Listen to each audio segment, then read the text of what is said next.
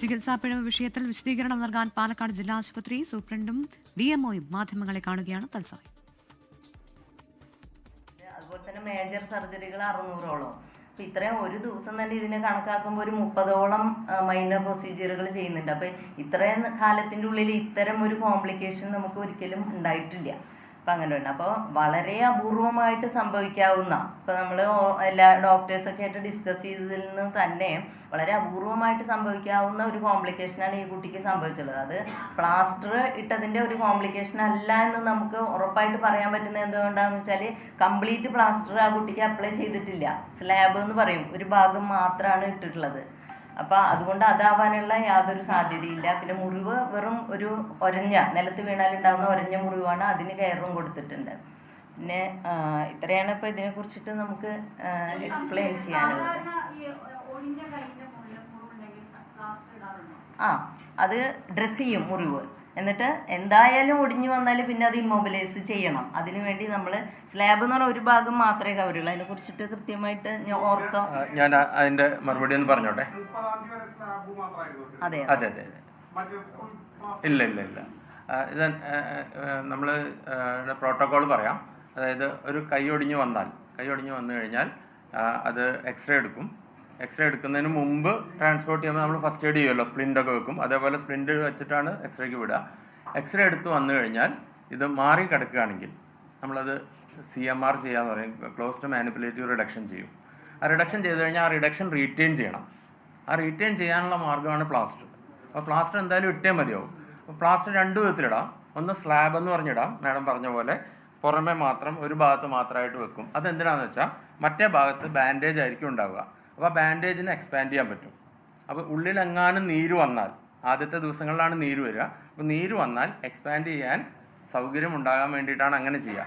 അത് കഴിഞ്ഞ് ഒരാഴ്ച കഴിഞ്ഞ് റിവ്യൂ ചെയ്യുമ്പോൾ അതിൽ വേറെ ബുദ്ധിമുട്ടുകളൊന്നും ഇല്ല, നീരൊന്നും ഇല്ല എന്ന് ഉറപ്പാക്കിയിട്ടാണ് നമ്മൾ കാസ്റ്റ് ഇടുക, ഫുള്ളായിട്ട് പ്ലാസ്റ്റർ ഇടുക. ഇനി ചില ആശുപത്രികളിൽ തിരിച്ചും ചെയ്യാറുണ്ട്. അത് നേരെ കാസ്റ്റ് തന്നെ ഇടും. കാസ്റ്റ് അതെങ്ങനെയാണെന്ന് വെച്ചാൽ അപ്പോൾ അവരെ അഡ്മിറ്റ് ചെയ്യണം. നമുക്ക് അത്രയും അധികം, ഇപ്പം ഞാൻ മാഡം പറഞ്ഞല്ലോ നമ്പർ, അത്ര അധികം പേര് ഓർത്തോയിൽ വരുന്നത് കൊണ്ട് എല്ലാവരും അഡ്മിറ്റ് ചെയ്യാൻ നമുക്ക് സൗകര്യം ഇല്ലാത്തതുകൊണ്ടാണ് നമ്മൾ സ്ലാബ് ഇട്ടിട്ട് പോയിട്ട് തിരിച്ചു വരാൻ പറയുന്നത്.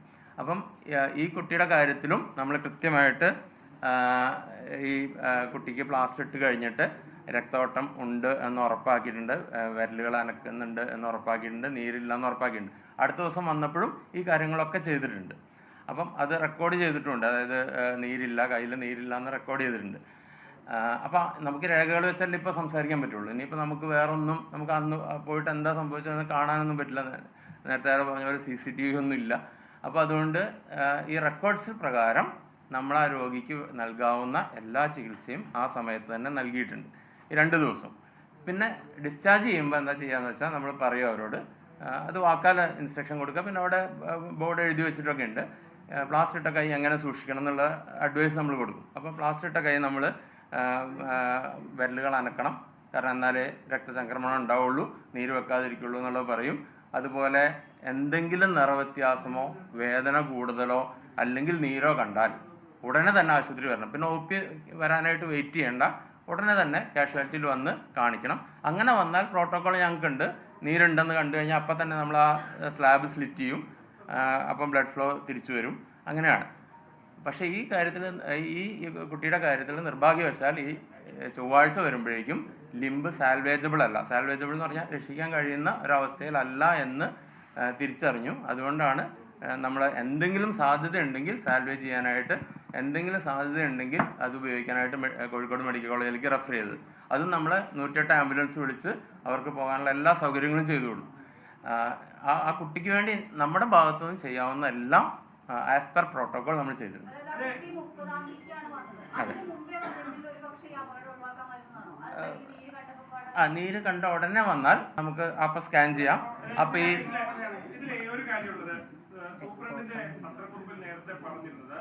അവിചാരിതമായ കാരണങ്ങളാൽ വളരെ അപൂർവമായി സംഭവിക്കുന്ന ഒരു കോംപ്ലിക്കേഷൻ. ഞാൻ മെഡിക്കലി പറയാൻ, ഇത് ഞങ്ങൾ അതിനെക്കുറിച്ച് നടത്തിയൊരു ഓൺലൈൻ ആയിട്ട് നമ്മൾ സെർച്ച് ചെയ്തപ്പോൾ കിട്ടിയ മെഡിക്കൽ ജേർണലാണ്. അപ്പോൾ ഇതിൽ പറഞ്ഞിരിക്കുന്നത്, ഞാൻ ജസ്റ്റ് ഒന്ന് വായിക്കാം, ഇംഗ്ലീഷിൽ എഴുതിയിരിക്കുന്നതാണ്. when the literature is reviewed, late onset vascular lesions associated with bony fractures are extremely rare and consist several cases. The main reason in these cases is intimal tear after trauma of the artery by the fractured bone fragment. അതായത് vascular injury എന്ന് പറഞ്ഞാൽ blood വെസലിന് ഉണ്ടാകുന്ന injury. അതുണ്ടാകുന്ന ഈ ലേറ്റായിട്ട് കാണാനുള്ള സാധ്യത എന്ന് പറയുന്നത് രക്തക്കുഴൽ പൊട്ടിയാൽ പുറത്തേക്ക് ബ്ലീഡിങ് ഉണ്ടാവും, നീരുണ്ടാവും. അതേസമയം രക്തക്കുഴലിൻ്റെ ഉള്ളിലൊരു ലെയർ ഉണ്ട്, ഇൻറ്റിമൽ ലെയർ എന്ന് പറയും. ആ 3 ലെയർ ഉണ്ട്. ഒരു ഔട്ടർ ലെയർ ഉണ്ട്, ഒരു മിഡിൽ ലെയർ ഉണ്ട്, ഒരു ഇന്നർ ലെയർ ഉണ്ട്. ഈ ഇന്നർ ലെയർ വളരെ തിന്നാണ്. അപ്പോൾ ഇന്നർ ലെയറിൽ മാത്രം ഒരു പരിക്കുണ്ടായാൽ പുറമേക്ക് കാണില്ല.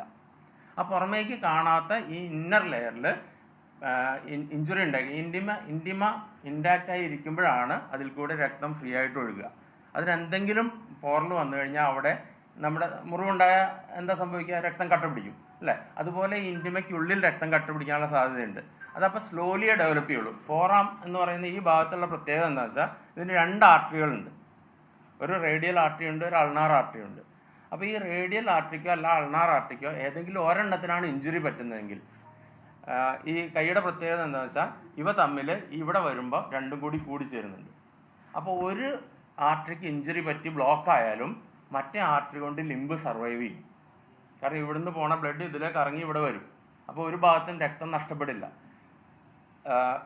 ഇത് 2 ഇതിലേക്കും ബാധിക്കണമെങ്കിൽ ഒന്നിൽ 2ലും ഈക്വലി ഇൻറ്റിമൽ ഇഞ്ചുറി ഉണ്ടായിരിക്കണം. അങ്ങനത്തെ ഹൈ വെലോസിറ്റി ഇഞ്ചുറി ആണെങ്കിൽ അങ്ങനെ സംഭവിക്കാം. അതല്ലെങ്കിൽ ഒരെണ്ണത്തിലുണ്ടായി ക്ലോട്ട് മെല്ലെ ഡെവലപ്പ് ചെയ്ത് പോയി ഇത് ഡിവൈഡ് ചെയ്യുന്ന ഭാഗത്ത് പോയിട്ട് അടയണം.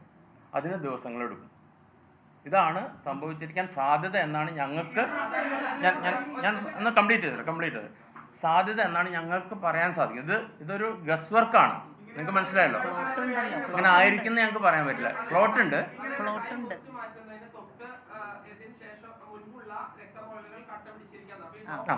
കണ്ടു. Doppler scan